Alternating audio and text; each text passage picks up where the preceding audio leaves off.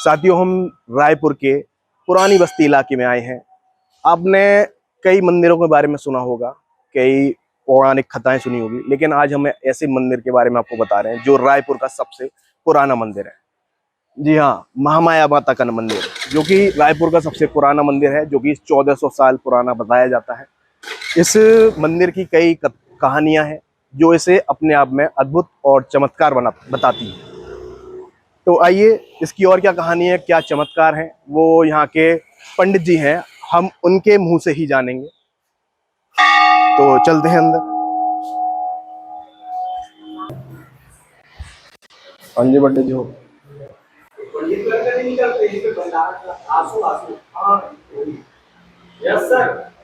हो गई आरती? आरती हो गई? अब मंदिर बंद करने की बंद। थोड़ा सा समय हमें दे दो, थोड़ा सा बता दो हमें। नहीं, थोड़ा समय मुझको दो, मैं उसके बाद आपको पूरा समय दे दूंगा। क्योंकि बंद करने का, आरती का, भोजन का सब समय कितने बजे बंद करना होता है? तो 9 भी कम बजे होंगे।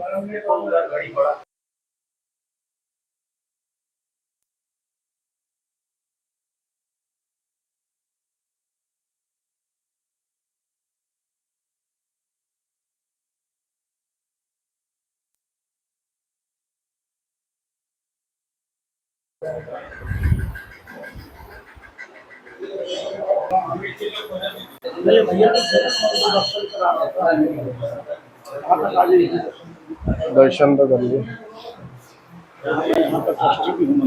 अच्छा, आप भी हो? ओके। भैया को देखा तो बोले हमारे साथी कहाँ? बोले अंदर।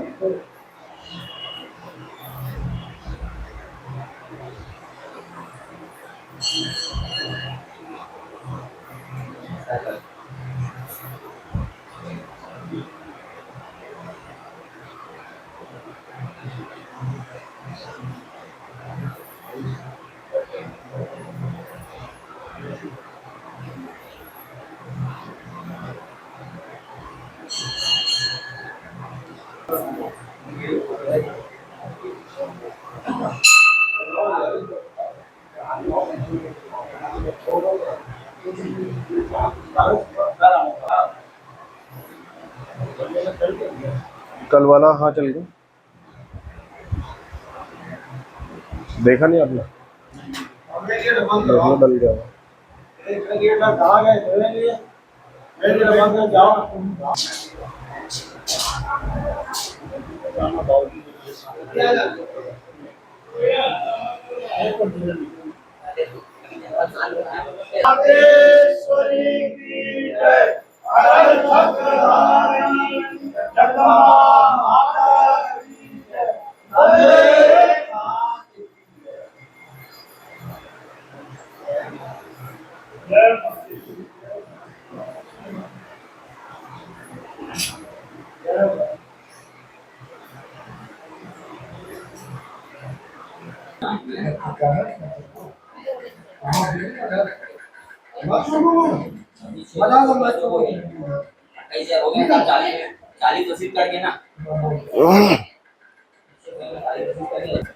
भैया, इसके चमत्कार वगैरह ना थोड़ा बता दो। इस मंदिर तो काफी सुना था इस मंदिर के बारे में, और पूरे रायपुर का सबसे पुराना मंदिर है। उसके बाद हमें लगा कि हमें ये यहाँ पर आना चाहिए और देखना चाहिए कि, और इसके अलावा हमने देखा कि नवरात्रों में इसकी काफी मान्यता है। आपको ये जो परिसर दिख रहा होगा, इनका कहना है कि नवरात्रों में यहाँ पर पैर रखने तक की जगह नहीं मिलती, इतनी भीड़ रहती है यहाँ पर।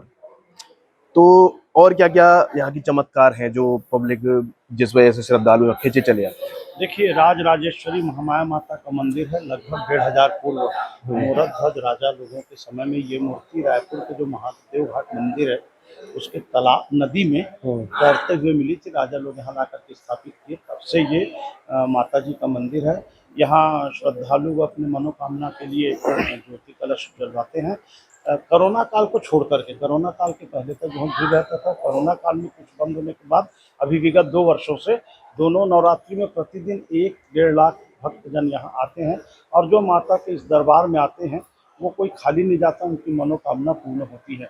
इस मंदिर में एक बावली है जो बहुत पुराना बावली है, जब नवरात्रि में रात्रि में गुप्त रूप से ज्योति कलश का विसर्जन होता है तो मंदिर का ज्योति कलश बाहर नहीं निकलता, उसको गुप्त रूप से इसी बावली में विसर्जित किया जाता है। इस बावली का जल और कंकाली तालाब का जल और शीतला मंदिर, जो शीतला मंदिर में कभी जल सूखता नहीं, माने 1 फीट के अंदर में आप स्पर्श करेंगे तो आपको वहाँ जल मिलेगा, चाहे वो गर्मी हो बरसात हो। एक और बड़े बड़े वैज्ञानिक लोग उसको जांच भी के पता नहीं लगा। सामने में हमारे मंदिर के परिसर में समलेश्वरी देवी का मंदिर है। ये समलेश्वरी देवी उड़ीसा के राजा जो थे उनकी आराध्य देवी है। किसी मंदिर में आपको बटुक भैरव काल भैरव का मूर्ति या मंदिर एक साथ नहीं मिलेगा। ये महामाया मंदिर में दोनों काल भैरव बटुक भैरव का एक साथ मंदिर है। ये जो आपको हवन कुंड दिख रहा है, ये हवन कुंड में करीब 72-70 के आसपास पंडित जी आरती पूजा करके निकल रहे थे, जोरदार बिजली गिर गया। बिजली गिरने से यहीं पर बिजली गिरा और 1 फीट गड्ढा हो गया और वो पंडित जी बिल्कुल सुरक्षित थे। और सब देखे कि क्या हो गया क्या हो गया। 5 मिनट बाद देखे तो माता जी का पूरा वस्त्र जल गया था। ऐसा मान्यता है कि वो जो बिजली गिरा उसको माता जी ने खींच लिया। उसी समय से जो ये निशा पूजा रात्रि में होता है, ये सब यादव लोगों का मोहल्ला है। जैसे ही पता लगे कि माता जी का पूरा वस्त्र जल गया, अपने अपने हिसाब से कोई दूध, कोई दही, कोई शहद, कोई श्रृंगार का सामग्री, साड़ी, चूड़ी, माला सब ला के रात भर माता जी का बड़े बड़े विद्वान पंडितों के साथ मंत्रोच्चार के साथ दुर्गा सप्तशती के पूरा 13 अध्याय से ये पूजन हुआ। उसको कहते थे निशा पूजा, रात भर होना। अभी कुछ वर्षों से निशा पूजा बंद करके केवल नवरात्रि में अष्टमी के दिन ट्रस्ट कमेटी की तरफ से होता है। ऐसी मान्यता है कि ये भगवान कृष्ण से पहले जो 7वां संतान थी योग माया, वो योग माया से ये महामाया बनी, रतनपुर महामाया, रायपुर की महामाया। तो जन्माष्टमी के दिन रात को 12 बजे भगवान कृष्ण का जन्म होता है। भय प्रगट कृपाला दीन दयाला। 11:30 बजे यहाँ माता जी का जन्म उत्सव मनाया जाता है। पटाखा उत्सव, नाच गाना सब होता है। ये रायपुर की बहुत आराध्य पुरानी देवी है। यहाँ हर किस्म के लोग आते हैं और उनकी मनोकामना पूर्ण होती है। अच्छा, यहाँ के बारे में हमने सुना था कि नवरात्रियों में दीप प्रज्वलित किया जाता है किसी चमकीले पत्थर से, कोई स्पेसिफिक पत्थर है, तो उसके पीछे की क्या कहानी है? ये 2 बातें हैं इसमें। बहुत अच्छा आपने प्रश्न किया। ये जो हम जोत प्रज्वलित करते हैं ना, वो किसी माचिस से, लकड़ी से नहीं, 2 चकमक पत्थर जिसमें रुई रख के उसको ऐसा घर्षण करते हैं और जब रुई जलता है घर्षण से, उससे जो अग्नि प्रज्वलित होती है उससे दीप जलाते हैं। फिर पूरा पूजा वगैरह होने के बाद 9 वर्ष से छोटी कन्या, कुंवारी कन्या के हाथों से वो कुंवारी कन्या को पूरा पूजा करके माला पहना के उसको चूड़ी, सिंदूर, माहौर वगैरह लगा के देवी स्वरूपा, क्योंकि माता जी प्रथमम शैलपुत्री च द्वितीयम ब्रह्मचारिणी। कोई भी देवी हो, दुर्गा, काली, ये ब्रह्मचारिणी है। तो कुंवारी कन्या के हाथों से एक जोत को हम लोग प्रज्वलित करवाते हैं और जोत जलने के बाद उस कन्या के साथ मंत्रोच्चार के साथ अंदर माता जी के गर्भगृह में जाके आचार्य लोग हम सब निवेदन करते हैं कि हे माता, आप स्वयं कुंवारी कन्या के रूप में आकर के जोत जला दिए। अब ये हजारों जोत हैं, उसको जलाने का हमको अनुमति दें और हमको आशीर्वाद दें कि निर्विघ्न रूप से नवरात्रि का पूरा पर्व संपन्न हो जाए। और कहा भी गया, वक्रतुंड महाकाय सूर्यकोटि समप्रभ निर्विघ्नं कुरु मे देव सर्व कार्येषु सर्वदा। निर्विघ्न रूप से सर्व कार्य संपन्न हो जाए। हवन के दूसरे दिन ब्राह्मण भोजन कुंवारी कन्या होता है और लोगों में बहुत आस्था और विश्वास है।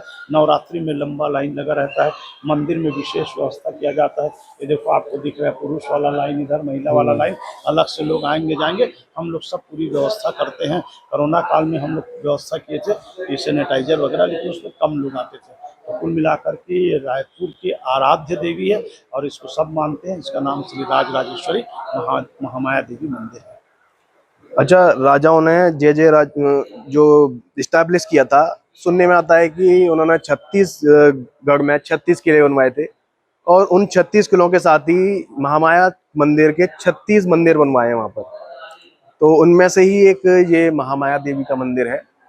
और आपको बता दें कि सबसे पुराना मंदिर था, इसलिए हमने सोचा कि हम जब रायपुर के दौरे पर हैं तो आपको यहाँ पर जरूर मिलवाएं, यहाँ के ट्रस्टी साहब से और यहाँ के मंदिर के माता के दर्शन कराएं।